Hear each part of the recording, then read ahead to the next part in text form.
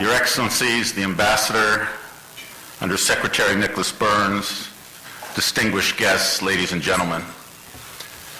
I am truly honored to be recognized by the American Task Force for Palestine for my government service. But in truth, no recognition was necessary beyond the privilege that I had to serve in the U.S. Foreign Service for 31 years, including as the ambassador to the United Arab Emirates and subsequently Syria. I am highly honored to have been introduced by my good friend, Senator Weichfowler, my ambassador in Saudi Arabia, a mentor who taught me so much about life and about U.S. politics. I certainly want to thank my wife, Jeannie, who willingly followed me to some difficult environments and supported my career throughout. If you can believe it or not, right after we were married, I took her to Baghdad. I guess that was our honeymoon.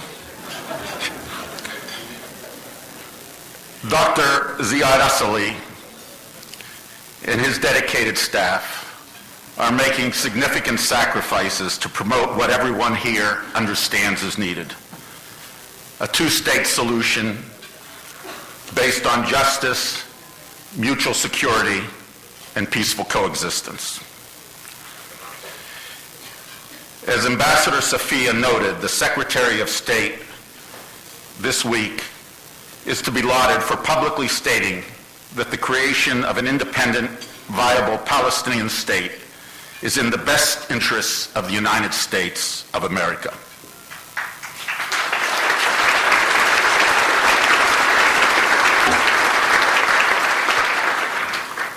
I have believed for many years that the best means, indeed the only means, of achieving this outcome is through serious negotiations and nonviolent tactics on the part of the Palestinians, of Dr. Martin Luther King and the U.S. Civil Rights Movement.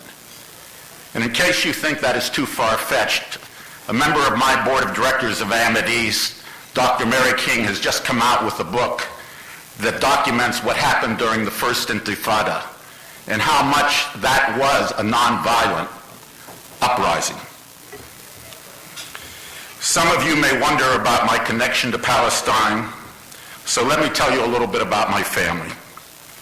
My grandfather, George Kattouf, emigrated to the United States from the walled city of Acre, or Akka, in 1903.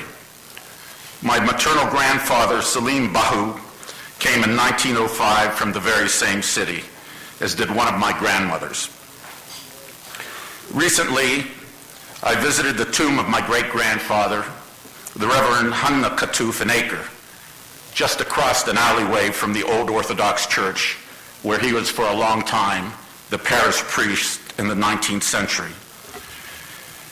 This trip allowed me to reflect on how fortunate my family was to have avoided the catastrophes that befell so many, including members of our extended family. I was also deeply touched by my ability to physically connect with places that were an integral part of my ancestors' daily lives, something that so many Palestinians cannot do. I want to thank my mother, Victoria, who is here tonight. I haven't even had a chance to see her because I arrived late. What else? But it was, I think, my mother who set me on a course that was to lead to a diplomatic career. She got me interested. I also owe a debt of gratitude to her brother, my late uncle, Victor Bahu, who was not only the first in our family to earn a university degree, but also went on to earn a PhD, become a tenured university professor, a Democratic county chairman, and he held the type of job that Dina Powell had at the White House. He held that in the administration of Hugh Carey in New York State. So here was a Palestinian American in all states, making high-level appointments to state government in New York. He later went on to head the Civil Service Commission. My grandfather, George Kattouf, like his father before him, was ordained as an Orthodox priest in New York City in 1907. and he went on to organize predominantly Lebanese and Syrian Christian communities in places such as Wilkes-Barre, Pennsylvania, Charleston, West Virginia, Akron, Ohio, and Altoona, Pennsylvania, my hometown. He was a natural leader and a good fundraiser who built new churches wherever he went. It worked to his advantage that he was of Palestinian background because most of the immigrants were from Lebanon and Syria, although at that time they didn't really know they were from Palestine, Lebanon, or Syria because it was still part of the Ottoman Empire.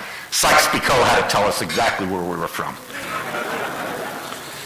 But being from a different city than most of his parishioners, he was in a good position to mediate their disputes. And being Arabs, you can bet there were many. When the church in Wilkes-Barre celebrated its 90th anniversary, I was moved to learn that 13 young men from that small parish gave their lives for this country during World War II. Along with a love for this country, it's also very apparent to me that the Palestinian immigrants communicated a reverence for education, a goal that was too often out of their reach. Two of my grandparents were illiterate and never learned English despite living in this country for a number of years. Among my 12 first cousins and 3 siblings who are all, no, my 12 first cousins are not here tonight, but my 3 siblings are graduates of MIT, Cornell, the University of Pennsylvania, Columbia, and NYU. We number among us 3 tenured professors in fields such as physics and linguistics. We also count among us an optometrist, a neurosurgeon, and a patent lawyer. And that's just one cousin. I keep asking, what do you want to be when you grow up? 2 of my first cousin's children already have PhDs in mathematics and computer science. My brother, Tom Kattouf, and my sister, Sylvia Hannah, who are here tonight, have dedicated their lives to working with children with disabilities, including speech and hearing impediments, retardation, and autism.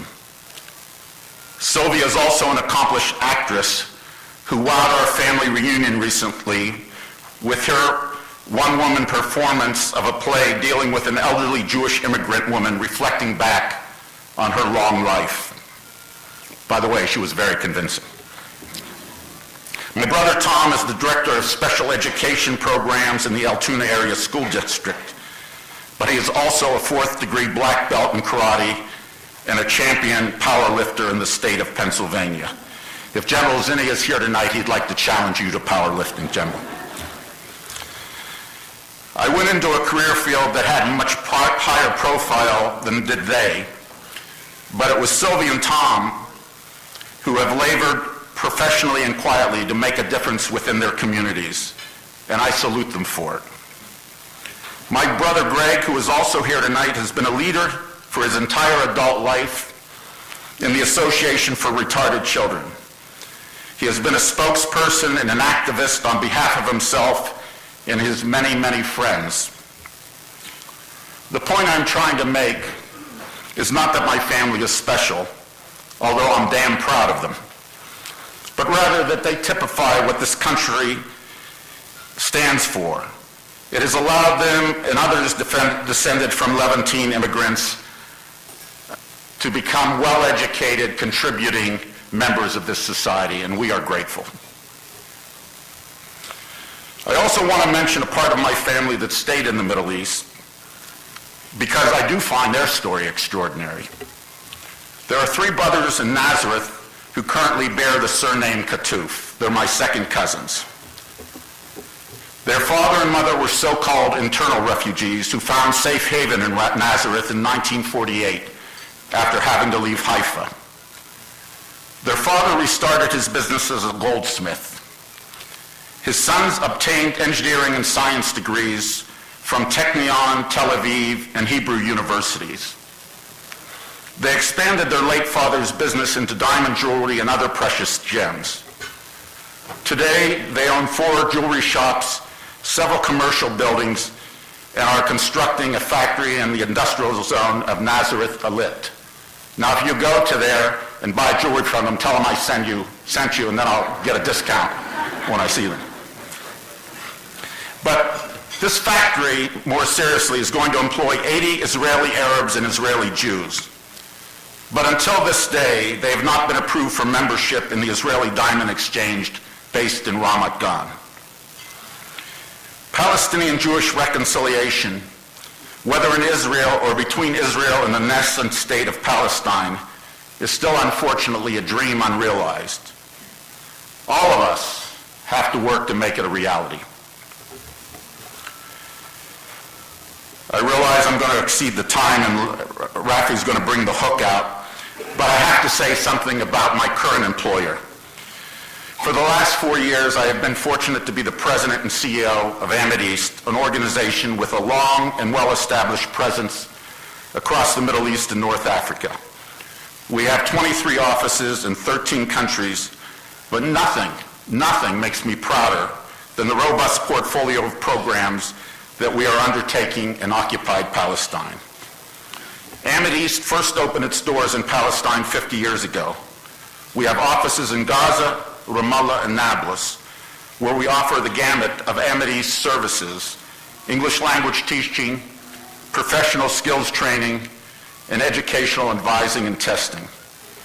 I am particularly pleased that we enable individuals to access scholarship opportunities like the prestigious Fulbright program for study in the U.S. That is one of the best programs that the U.S. government ever did. God bless William Fulbright. We offer our constituents many programs and services that benefit students and professionals alike.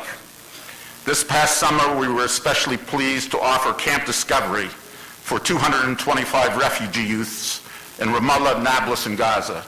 And Undersecretary for Public Affairs, Karen Hughes, visited these children and interacted with them in a splendid way.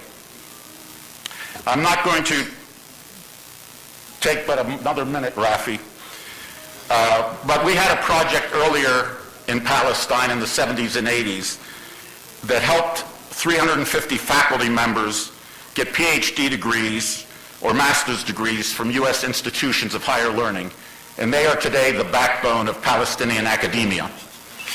This project inspired us to try a reprise of this, and we went to USAID Tel Aviv and Mr. George Soros Open Society Institute.